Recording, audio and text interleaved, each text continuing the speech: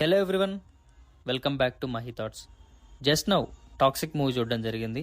So ఈ movie చూసినంతసేపు నాకు కలిగిన ఎక్స్పీరియన్స్ని అండ్ ఎమోషన్స్ని మీతో షేర్ చేసుకోబోతున్నాను. ముందుగా వీడియోని లైక్ చేసి సబ్స్క్రైబ్ చేసుకునే వాళ్ళు ఉంటే సబ్స్క్రైబ్ చేసుకోండి. సో లేట్ చేయకుండా let's get into the video.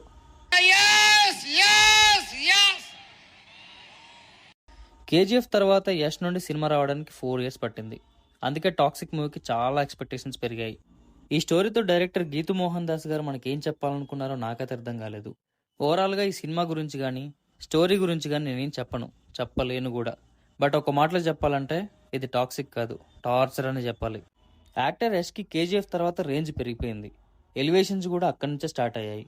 But same to same ఈ మూవీలో కూడా ఎలివేషన్స్ వర్కౌట్ చేయడానికి ట్రై చేశారు. బట్ ఓకే, యాక్టింగ్ గురించి మాట్లాడాలంటే యష్కి తగ్గ స్టోరీ అయితే ఇది కాదని చెప్పొచ్చు.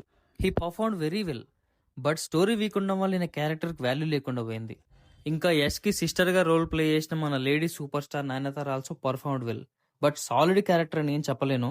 అక్క తమ్ముడు సెంటిమెంట్ని వర్కౌట్ చేయడానికి ట్రై చేశారు. బట్ అంత గొప్పగా ఏం అనిపించదు. ఇక మన హీరోయిన్స్లో ఒకరైన కియారా అద్వానీ గురించి మాట్లాడాలంటే కియారా అద్వానీని అంత గొప్పగా ఏం వాడుకోలేదు. బట్ సినిమాలో మాత్రం గొప్పగానే వాడుకున్నారు. అంటే నాకైతే అన్ని సీన్స్ అవసరం లేదనిపించింది. అక్కడ సిచ్యువేషన్ ఉండదు, గ్యాప్ ఉండదు. అయినా ఆ సీన్స్ వస్తున్నప్పుడు ఏమనిపిస్తుంది అంటే అది. ఇక మన ఇంకో హీరోయిన్ రుక్మిణి వసంత్.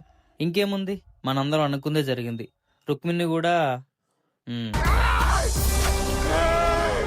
రుక్కు క్యారెక్టర్ని కూడా అంత గొప్పగా ఏం డిజైన్ చేయలేదనిపిస్తుంది. అంత అందమైన హీరోయిన్తో ఇలాంటి రోల్ చేయించారేంట్రా అని కూడా అనిపిస్తుంది. సో ఇక్కడ Rukmini Vasanth character and Kiara Advani character అంత గొప్పగా ఏమనిపించవు. ఇప్పుడు మ్యూజిక్ గురించి మాట్లాడాలంటే అంత గొప్పగా ఏమనిపించదు, యావరేజ్గానే ఉంది. ఎలివేషన్స్ తగ్గట్టుగా బీజిఎమ్స్ ఉన్నట్టు అనిపించవు. మ్యూజిక్ సెట్ అయితే కొన్ని సీన్లైనా బాగుండేమో అనిపించింది. సినిమాలో గ్రాండ్ విజువల్స్ ఉన్నప్పటికీ కూడా స్టోరీ వీక్ ఉండడం వల్లనేమో విజువల్స్కి అంత సెట్ అవ్వలేదు అనిపిస్తుంది. ఫైట్ సీన్స్ అయితే ఫైట్ సీన్స్ అయితే గ్యాప్ లేకుండా వస్తాయి. ఫస్ట్ ఏం జరుగుతుంది, ఒక ఫైట్ వస్తుంది, తర్వాత ఎలివేషన్, ఆ తర్వాత డైలాగు, మళ్ళీ ఫైట్, మళ్ళీ రిపీట్. సినిమా మొత్తం ఇదే కథ, సినిమా మొత్తం ఇదే ఫార్మాట్లో రన్ అవుతూ ఉంటుంది. అంటే ఆడియన్స్ ఎలా కనిపిస్తున్నారు నాకు అర్థం కాదు. అంటే ఫైట్ సీన్స్ తప్ప ఇంకేం చూడరా సినిమాలో? ఇక పోతే అన్నీ అంత వరస్ట్గా ఉన్నాయి నేను చెప్పను, బట్ కొన్ని సీన్స్ అయితే బాగుంటాయి. And camera frames and angles కూడా బాగుంటాయి. ఇంకా ఆ సీన్స్ అయితే ఎస్, ఏంటి ఇదంతా ఒక ఉమెన్ సెట్ చేసిన ఫ్రేమ్సా అని అనిపిస్తుంది. ఇక ఓవరాల్గా సినిమా గురించి చెప్పాలంటే నేను చెప్పలేను బాబు, చెప్పడానికి కూడా ఏం లేదు అక్కడ. My final verdict and opinion ఏంటంటే నాకైతే ఈ సినిమా అస్సలు నచ్చలేదు. ఒకవేళ మీరు ఈ సినిమా ఎందుకు బాగాలేదు ఖచ్చితంగా వెళ్ళి చూడాలి అనుకుంటే వెళ్ళి హ్యాపీగా చూసిరండి. మీకు ఏమనిపించిందో కామెంట్ సెక్షన్లో షేర్ చేయండి. చూడని వాళ్ళైతే బెటర్ మీరు వెళ్ళకపోవడం మంచిది. చూసిన వాళ్ళైతే మీ ఒపీనియన్ని కామెంట్లో షేర్ చేయండి. And that's it for the video guys. Thank you for watching this video. మరో వీడియోతో మళ్ళీ కలుద్దాం.